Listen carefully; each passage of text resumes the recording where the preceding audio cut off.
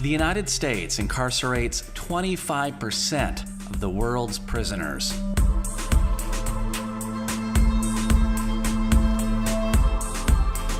Currently, there are 2.3 million people in jail or prison in the United States.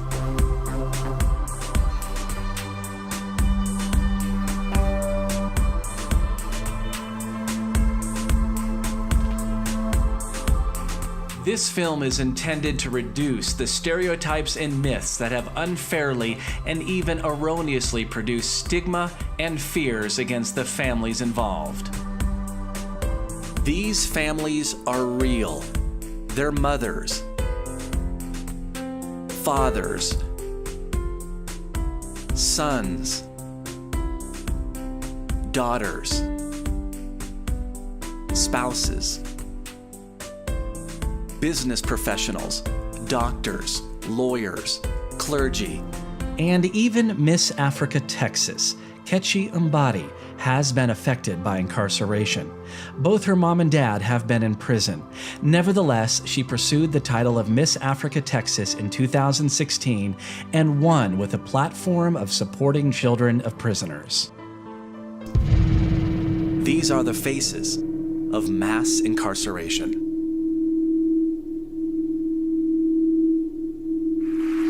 What is mass incarceration? What do you mean? Unfortunately, America's number one at a lot of good things, but we're number one at the wrong thing when it comes to this. We're number one at incarcerating people. If you compare us to any country, no matter how oppressive we think their government is, no matter how authoritarian we think they are, we out-imprison them.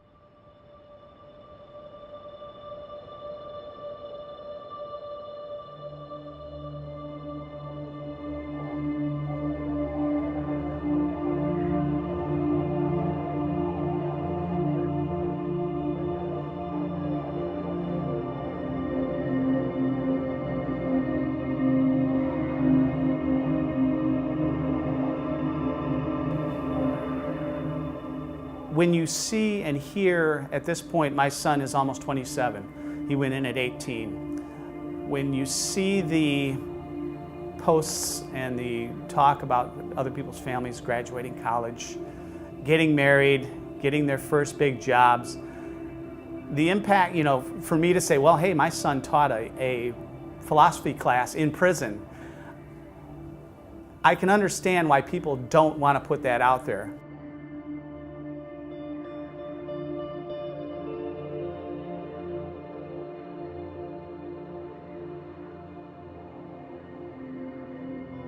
He went in at barely 18 years old. I do what I do now. The main focus is there's so many families out there who face stigma for what they or their loved ones are going through or have gone through. Hi, my name is Barbara Allen. I am a woman, I am a school teacher, and I am an advocate for prisoner families. And I had a husband who had psychiatric difficulties, so we were having our marital problems. And I was very concerned about him because I saw signs that troubled me. I get a phone call in the middle of the night from my husband saying to me, "Barbara, I just shot and killed my father."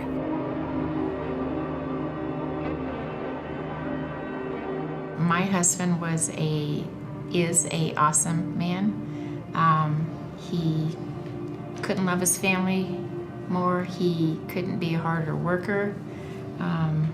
He just got under life's tensions, had been an alcoholic many years ago, and life got very stressful in our home, and he slowly started drinking again, which led to the crime that got him incarcerated.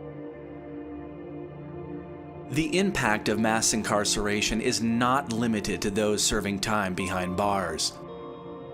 Most inmates are members of family and friendship networks, which also experience the consequences of incarceration.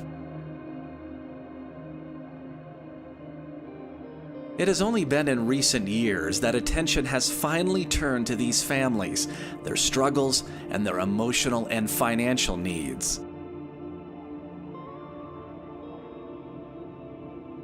My son's case was widely publicized at the time, all over local media and even some national exposure.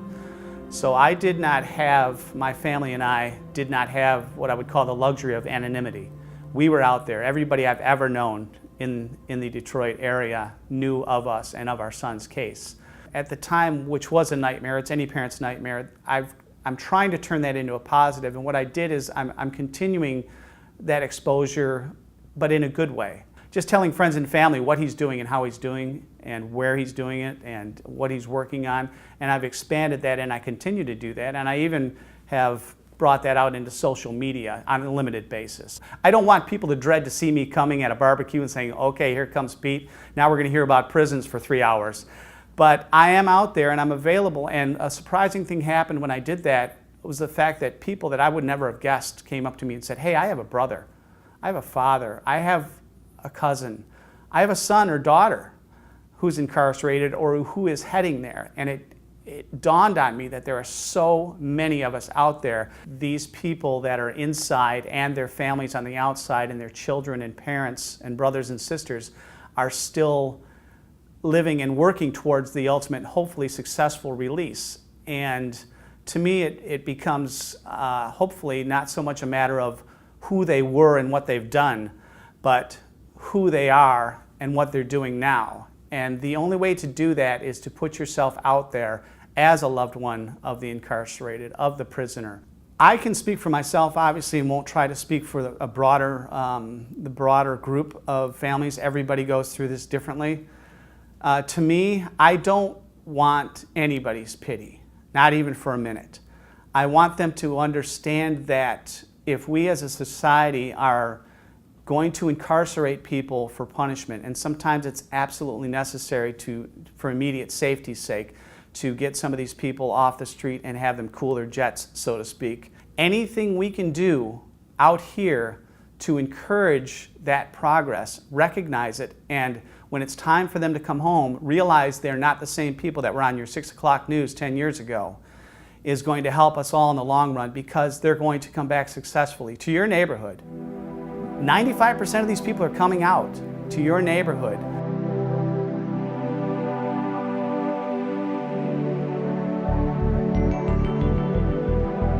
They're doing time. The family members are doing time with their loved ones who are in prison. You're not just incarcerating and punishing the person that is in prison, but you're also punishing the family, their kids, and everybody else. Historically, Texas has always had this approach that it's like, you do the crime, you serve the time, but there's got to be better ways of trying to have a balance that will benefit all facets of society. We have to be very careful about making sure that we're just not throwing away human beings by just putting them behind bars. I mean, we should not be putting people in prison that we're just mad at, right? I mean, we should be putting people in prison that really, really are, like mainly like causing a threat to public safety, like a direct, threat to public safety, not just the ones that we're mad at because they did drugs or because they have a mental health problem, because they broke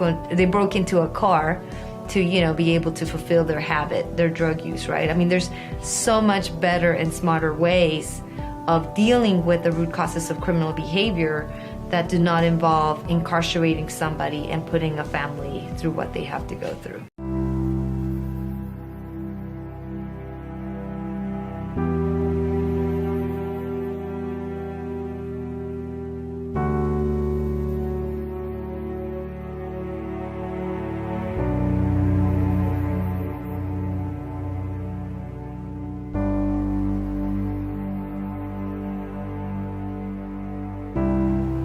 It's kind of upsetting because I can't have him there to go see me run in track or play basketball. And I can't have him there to support me if I'm having a bad day.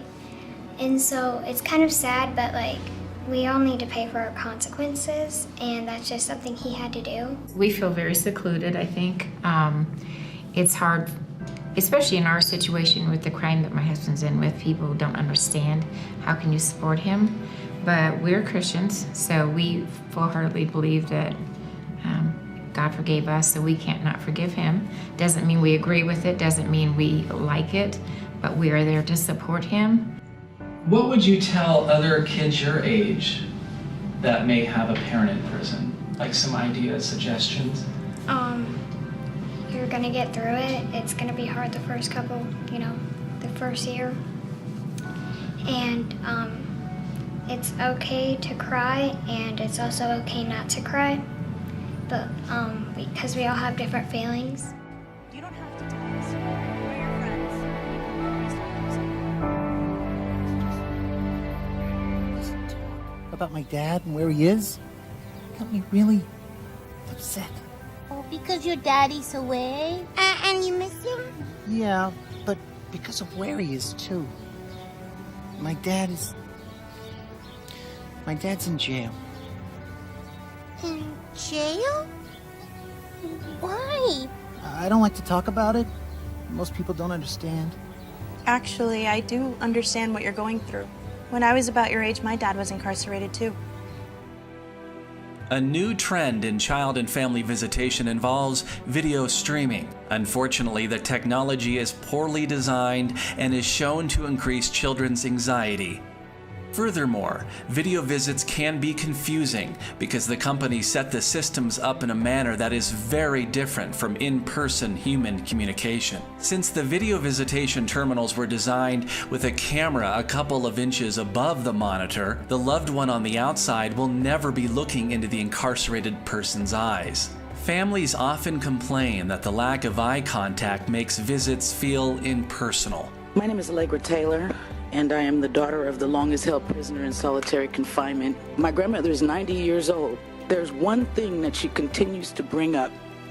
This is the woman that spent 44 years visiting her son, is that she didn't get that one last contact visit because he died before she was endured that.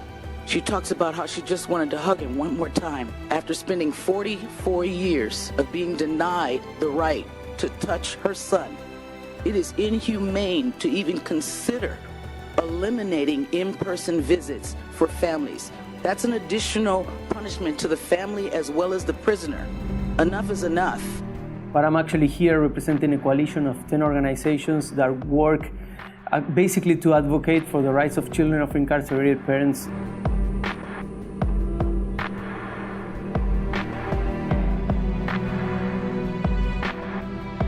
Many of the children, for example, have to drop school and start working just to get an income for the family. Many of the children have to move, go back to a new community where they are stigmatized. And also, of course, the psychological impact that it has on them that they are not able to share with many people. There are not many people that are aware about this issue, so they can be open about it. At school, they can be open about it, even with friends. One of my friends at school one time asked me, she goes, I haven't seen your dad, do you have one? And I said, I didn't really know what to respond. It kind of shocked me. And I had somebody next to me who, I don't even know if they know, but I didn't want to say the wrong thing and then not be my friend, and I didn't want to say I didn't want to lie to them. So what I said is, my dad's not with me right now, and that kind of made me feel a little bit sad. We have heard many stories of kids that have told their friends and their friends just turned away and went. So they start feeling very lonely. Start listening to those people and start understanding what they're going through, what they went through before this happened, and just to ask them, how can we help you? Sometimes we think that it might be invasive to ask a kid or a youngster about how this affects their lives, but the times I've done it, it has been great for these children because it's the first time that they can talk to someone that they trust. And you were in prison how long? 26 and a half years. 26 and a half years. So you started when you were a teenager, if I remember. 18 years old.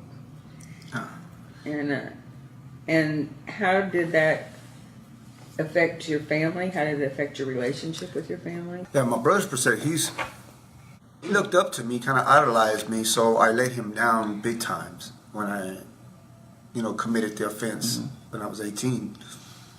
And so he kind of saw that as almost he wanted to be that. Kind of go down that path a little bit.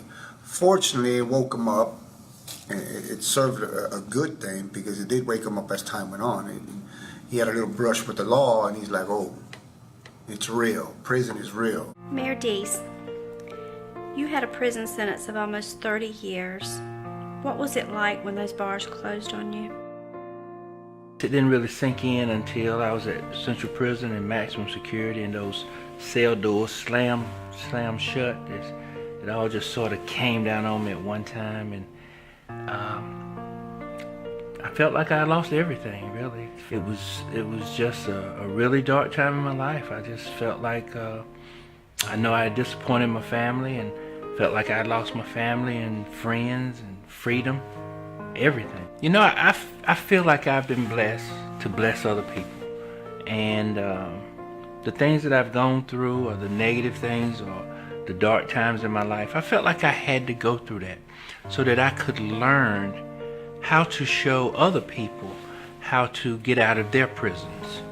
I served 7 years for a nonviolent property charge. Can you go into maybe a little bit more how did it affect your relationship with your children? I'm sure they were made fun of at school.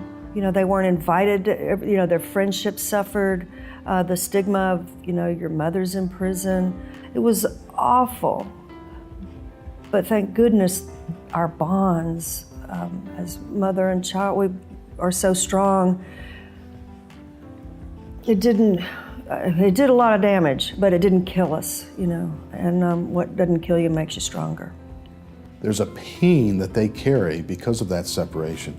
And there's particular offenses that are more shameful than others. And so they don't feel that they have a place to go to share that. And as a result, they don't have the support that they need in order to go through the grieving process. The beginning, the shock of seeing a loved one being arrested could be very traumatic for anyone. Barbara, an advocate for prisoner families, was quickly forced into the criminal justice system due to her husband's manslaughter conviction. He drank heavily, and when he drank, he had the tendency towards violence. This thrust me into a world I could not ever imagine existed. The world of psychiatric hospitals, the world of courts, legal, prisons. It was like quite an awakening. Research suggests that women and grandparents primarily bear the brunt, both financially and emotionally, when their loved one is incarcerated. Families frequently report post-traumatic stress disorder, nightmares, hopelessness, depression, and anxiety. He was doing his time, and I was doing perhaps even harder time, because I had the responsibility of the children, of their emotional growth, but the practicality of coming home from work tired, making dinner. First of all, I felt guilty, and I know parents feel even more so, but I feel, what did I do or what didn't I do to prevent this? I'm a school teacher, I'm a nurturer, and I didn't nurture him enough. I didn't, what could I have done? So I felt a lot of guilt. I felt guilt for my children also. And as prison families, I think it's incumbent for us not to hide in the shadows, because that's what makes people look at us kind of strangely. They don't know who we are.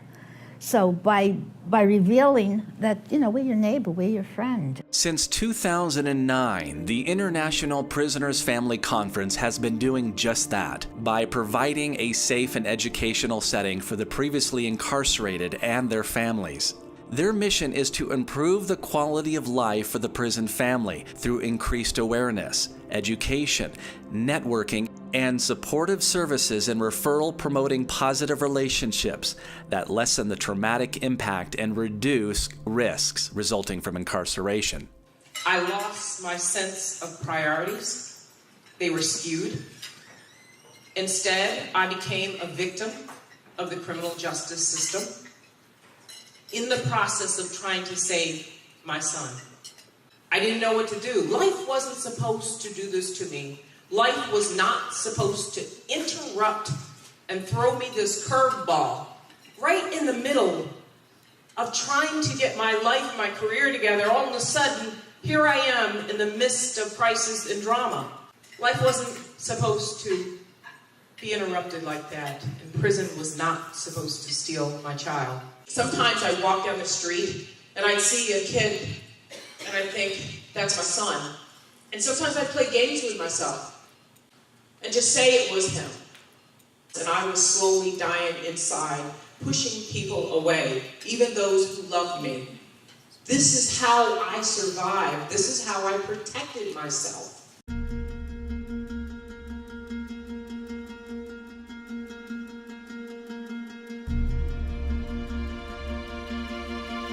My son did not have a whole lot of trouble per se incarcerated. He's a sharp kid, now a young man.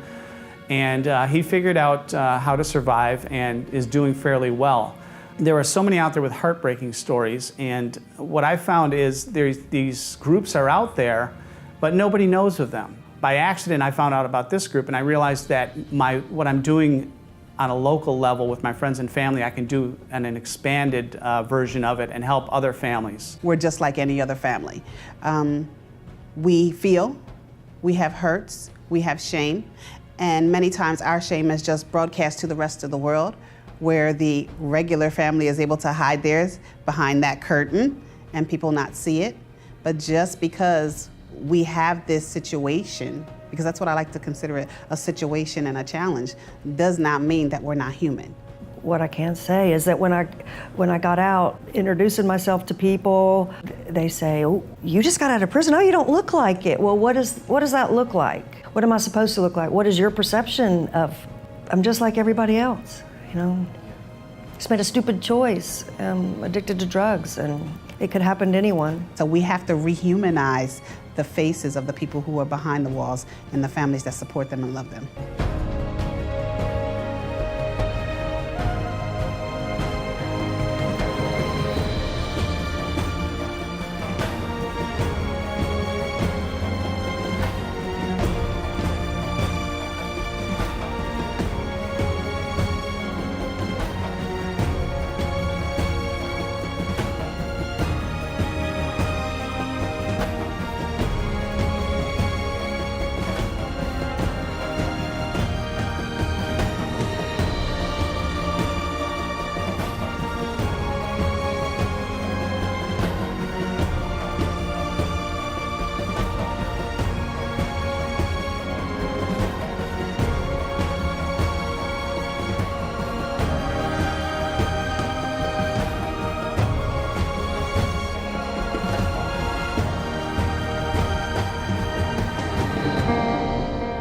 Question goes to Mona Lisa Johnson. As a mother with a child incarcerated, how did you deal with the guilt and shame that we know most of society, consciously and unconsciously, may have placed on your situation? It took me about 14 months, somewhere between 12 and 14 months before I came out of the closet and started to share with people that my daughter was incarcerated. I am the CEO of Parents with Incarcerated Children. I started that organization strictly out of my pain because I realized that there was nothing that was out there for people like myself who experienced incarceration totally blindsided, not prepared for it in any way, shape, or form. And I kind of just felt like there was a need for this organization in order to be able to speak to the needs that parents have once they lose their child to the system. I think having my daughter incarcerated has created a world of emotion. It all started in my mind with what I call personal incarceration. It was a place and space where I just, didn't feel like I wanted to live a life of freedom. In 2016, Mona Lisa agreed to be on the A&E docu-series 60 Days In. The show series follows 7 individuals as they volunteer to go undercover, spending 60 days as inmates in the Clark County Jail. 60 Days In. I'm volunteering to go to jail for 60 days. I have a child that is incarcerated. I wanted to know what it felt like to be on the other side. Mona Lisa decided to be on the show because she wanted to understand what her daughter was going through. I'm not sure if you know, but if you have children, you want to save your children in any way, shape, or form, whether they're wrong or whether they're right. Mona Lisa, why volunteer to spend 60 days in jail? Well, my daughter is incarcerated and she's serving a 10-year mandatory minimum sentence. And I just really wanted to know what it felt like, to be behind bars, because as a mother, I had no control. I couldn't fix anything. I couldn't make it better. That now, when people talk to me, I really can voice the true opinions of the forgotten piece of the puzzle, and that's the parent. The face of incarceration has changed within itself over the last 10 to 20 years. At one point, it was a minority-based, kind of male-based facial expression, if you will.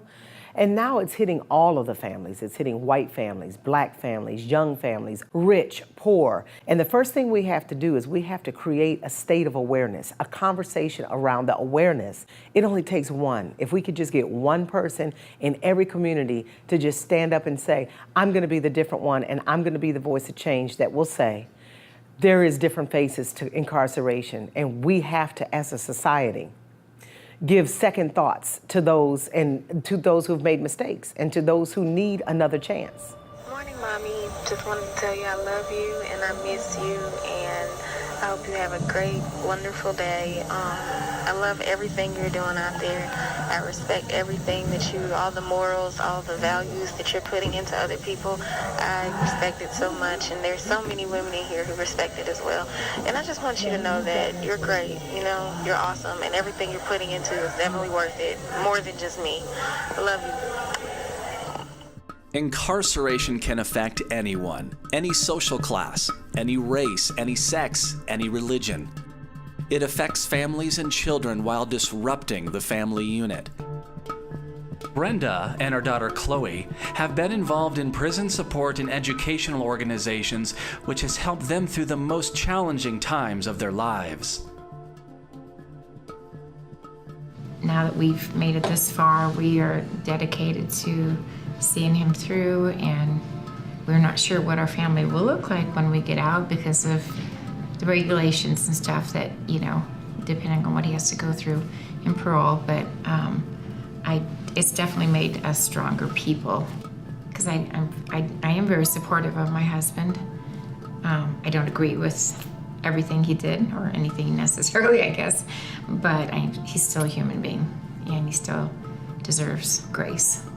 He's just like a normal, everyday person, but a normal, everyday person that's not with us right now. And he took us up in airplane rides and had really cool cookouts. And we had our favorite song called Butterfly Kisses. We sang it in the car on the way to the airport. It's just a special song for me and my dad. As I drop to my knees by her bed at night, she talks to Jesus, and I close my eyes, and I thank God for all of the joy in my life. Oh, but most of all, for butterfly kisses. I feel like they should know that they're humans too, and we all make mistakes, but some people make worse mistakes than others. So it really doesn't matter if you're incarcerated or not. We're all humans. First ride. I know the cake looks funny, Daddy, but I sure tried. Oh, with all of I gone wrong, I must have done something right to deserve a hug every morning and butterfly kisses at night.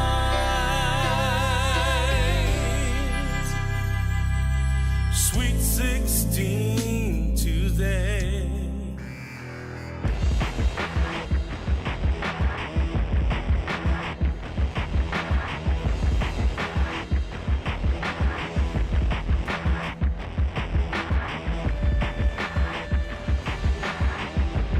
This is Matt Duhamel. I'll leave you with one important question. What can we do to reduce the trauma of mass incarceration?